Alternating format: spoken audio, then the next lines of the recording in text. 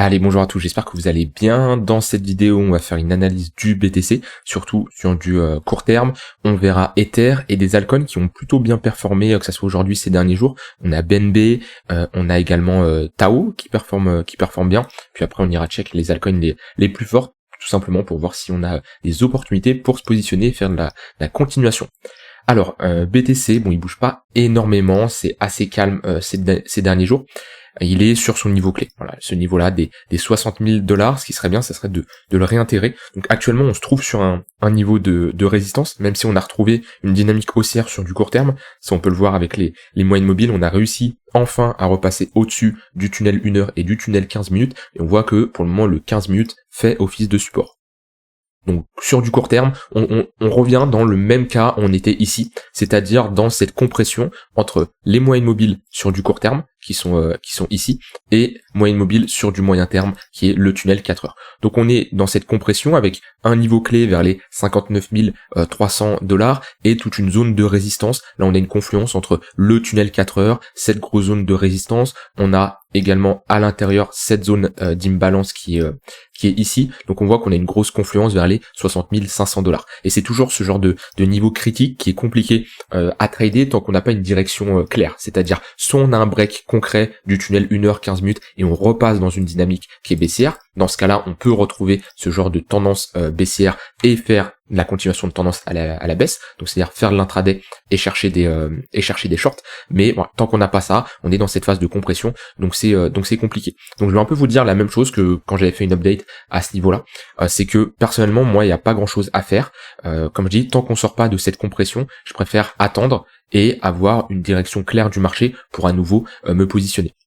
Je vous l'avais dit ici, je vous l'avais dit également ici, et au moment où on a break, qu'on a pullback ici, dans le tunnel 1 heure, j'ai ouvert un short, je me suis positionné. Pareil ici, vous voyez, c'est là l'importance de patienter, d'attendre, d'avoir un bon setup qui s'enclenche. Quand on est comme ça, avec, j'aime bien les appeler des moyennes mobiles en mode cafouillage, c'est-à-dire à 1 heure qui est plein, 15 minutes qui est plat, c'est compliqué, on est globalement dans un range, pour faire de la continuation de tendance, c'est pas l'idéal. Donc vaut mieux patienter, attendre d'avoir une vraie confirmation, que ça soit à la hausse ou à la baisse, peu importe. Notre but c'est pas d'anticiper et de se dire est-ce que le marché va monter ou est-ce que le marché va baisser. Notre but c'est on observe ce que le marché nous fait, donc en l'occurrence ici il a baissé, très bien, on retrouve des moyennes mobiles orientées à la baisse, donc un 15 minutes sous le 1 heure, à 1 heure sous le 4 heures, c'est exactement ce qu'on veut, et là dans ce cas-là, on peut chercher des shorts pour accompagner cette tendance. Mais là actuellement, on est revenu dans cette configuration, donc moi personnellement je préférerais ici avoir une résolution, que ça soit à la hausse ou à la baisse, pour chercher à faire de la continuation de tendance. Déjà acheter là, actuellement on n'est pas dans une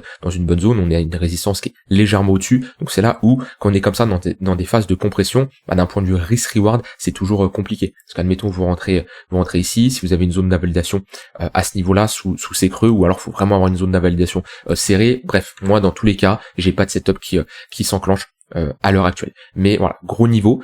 Si par contre on repasse au-dessus de ce niveau-là, qu'on flippe à nouveau cette zone de résistance en support, c'est le gros niveau clé, le niveau des 60 000 $ là, qui fait office de support ou de résistance en fonction de si on évolue au-dessus ou en dessous depuis un moment. On l'a break, on n'a pas réussi à parvenir à le reflip à nouveau en support. Il y a une petite tentative ici qui a échoué et on voit, voilà, on est toujours dans cette phase de compression.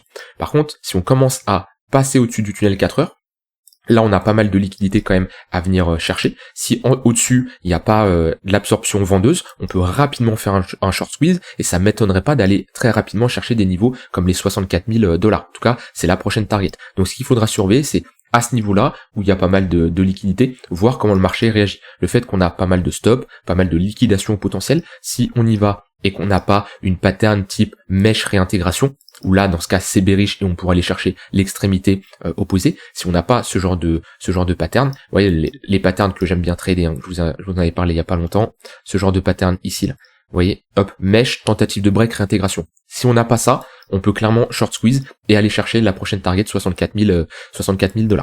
Maintenant, on n'anticipe pas ça. Ce qui sera intéressant, c'est au moment où on fait ça, faire de la continuation de tendance sur de l'intraday pour aller chercher cette target là des 64 000 $. Maintenant, si on a ici une prise réintégration, bon bah c'est pour revenir chercher au moins la borne basse des 58 000 $.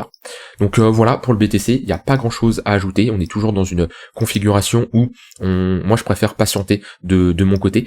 Oui, j'ai des trades en intraday, mais voilà, quand on est comme ça dans des, comme je dis, dans des phases de range cafouillage, on n'a pas une vraie direction de marché, même si je regarde ici au niveau du momentum, voilà, on est dans une sorte de phase de compression ici. Pareil, au niveau du momentum, c'est globalement calme, il ne se passe pas grand chose. Voilà, de toute façon, même sur l'action du prix, on voit qu'on compresse. Donc ça va être intéressant de voir cette résolution et de chercher à l'accompagner. Comme je dis, ce qui va être intéressant, peu importe si on va chercher la borne basse ou la borne haute, c'est de voir de la manière où on y va. Parce qu'on peut très bien aller chercher borne basse, réintégrer, et ensuite partir à la hausse. Ce qu'il faut voir, c'est au moment où on y va, si on a un break suivi d'une réintégration, ou si on a une prise de liquidité, ou vraiment on enfonce. C'est là, par contre, si on a prise de liquidité, réintégration, il y a de très fortes probabilités d'aller chercher l'extrémité opposée. Donc ça va être ce qui va être surveillé sur le BTC. Dans tous les cas, le plus important, gérez bien votre risque, même si vous avez votre setup qui s'enclenche et vous prenez une perte, et ça fait partie du trading, et bien sûr, faut l'accepter.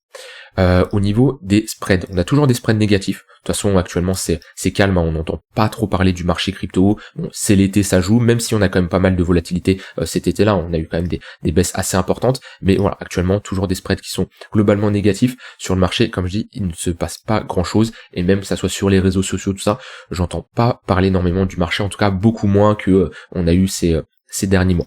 Après, voilà, on est toujours dans ce gros range qui fait un peu capituler pas mal de monde. Je suis assez curieux, on va aller voir sur Google Trend l'activité qu'il y a. Si je marque Bitcoin, or c'est Google Trend, ça permet avec un mot-clé comme ça de voir l'intérêt qu'il y a pour un mot en particulier.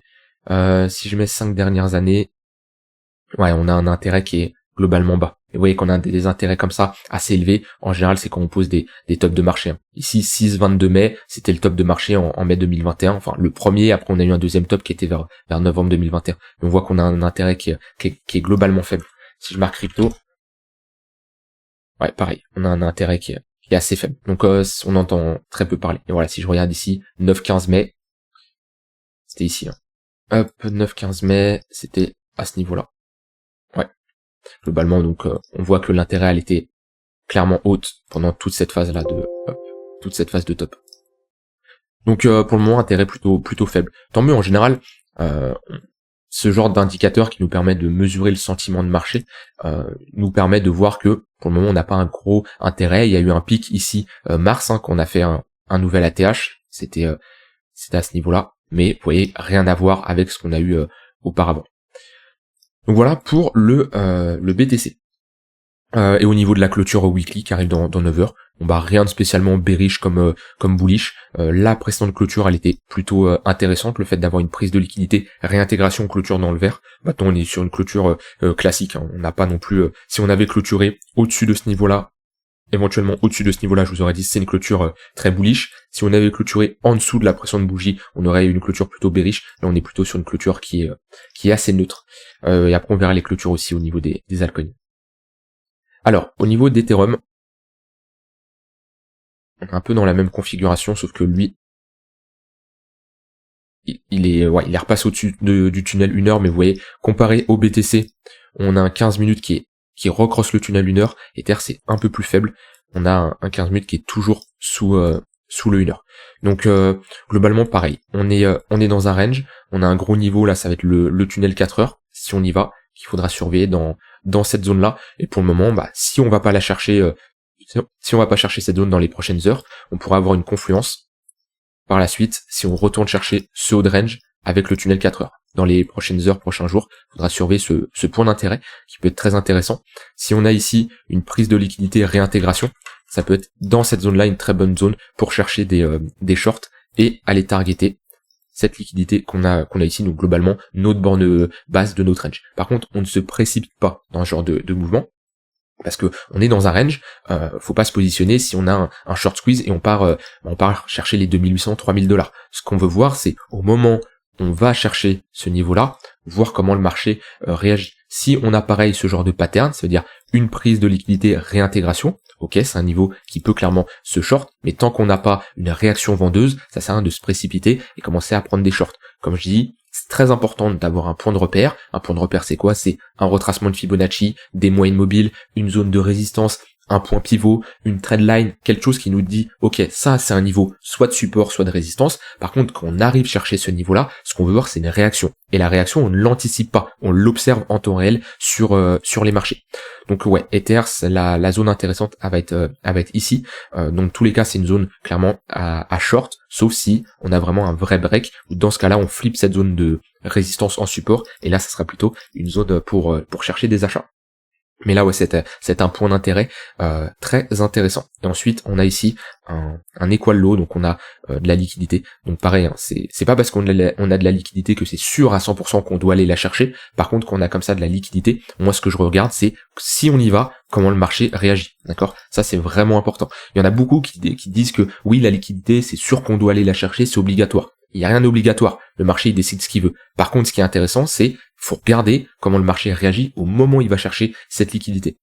Voilà au niveau d'Ether, mais même si aujourd'hui il est plus fort que le BTC, il reste quand même plus faible sur les dernières journées. Au niveau des altcoins, alors il y a BNB là qui a fait une bonne clôture daily récemment. En fait, il a réintégré un niveau assez important. Vous voyez, il est repassé au-dessus du tunnel daily, au niveau du tunnel 4 heures. Donc c'est plutôt pas mal ce que nous fait BNB. On a un 15 minutes au-dessus du 1 heure. Ça serait bien de vraiment, pour repartir dans un vrai flux haussier, avoir un 15 minutes qui passe au-dessus du 4 heures, un 1 heure qui passe au-dessus du 4 heures. Par exemple, ce genre de configuration. Hop, ce genre de configuration. On part dans une bonne dynamique haussière avec 15 minutes au-dessus du 1 heure au-dessus du 4 heures. Et là, pour faire de la continuation de tendance, ça c'est parfait. Donc pour le moment, oui, on a des premiers signaux qui sont intéressants, surtout d'un point de vue action du prix là, juste la réintégration de ce niveau des 520$, c'est plutôt pas mal. Et avec cette déviation réintégration, une target réaliste, ça serait le niveau des 610$, qui serait une zone pour chercher des shorts ou pour prendre des profits, parce que c'est notre range. Ici, on peut mettre un volume profile.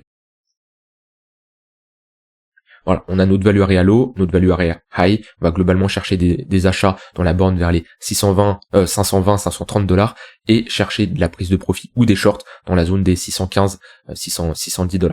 Donc très bien représenté ce range là, et le poke, ça peut être une bonne zone également pour prendre des profits. En tout cas, BNB, ça reste une altcoin qui est forte. De toute façon, on peut le voir au niveau des clôtures. Ça, on peut rapidement regarder. Par exemple, si je prends BTC, on est sur 2 clôtures vertes. Ça reste une crypto qui est forte. BNB, les 2 dernières, c'est 2 clôtures dans le vert. C'est une crypto qui est forte. Si je prends XRP, 2 clôtures dans le vert. C'est plutôt également une altcoin qui est forte. Solana, pareil. Par contre, voilà, par exemple, ADA, beaucoup plus faible. Des AVAX, plus faibles. Dogecoin, plus faible. TRX, c'est pas mal. Chainlink, plus faible. Polkadot, très faible. On voit 2 clôtures dans le rouge, même si on est sur un gros niveau de support, globalement, il n'y a pas trop de momentum. Matic, c'est pareil, c'est faible. Toncoin, c'est fort. Vous voyez la différence? Rapidement, avec les clôtures weekly, on peut déterminer quelle altcoin est forte et quelle altcoin est plutôt faible. On peut continuer. ICP, c'est globalement faible, voire neutre. Shiba, alors c'est clôture dans le vert, mais c'est faible, hein, c'est plat. Bitcoin Cash, c'est normal. Litecoin, c'est plutôt pas mal. La clôture qui fait, là, on a un bon ravalement. XLM, c'est neutre. ETC, c'est neutre. Atom, c'est pas terrible. Vous voyez, 2 clôtures dans le vert, c'est un peu comme Polkadot, c'est pas terrible. Algo, c'est neutre. STX, ouais, c'est pas mal, mais il y a mieux. EGLD, c'est pas terrible. APT, ça va, normal sans plus. Optimism, c'est pas terrible. NIR, c'est pas terrible.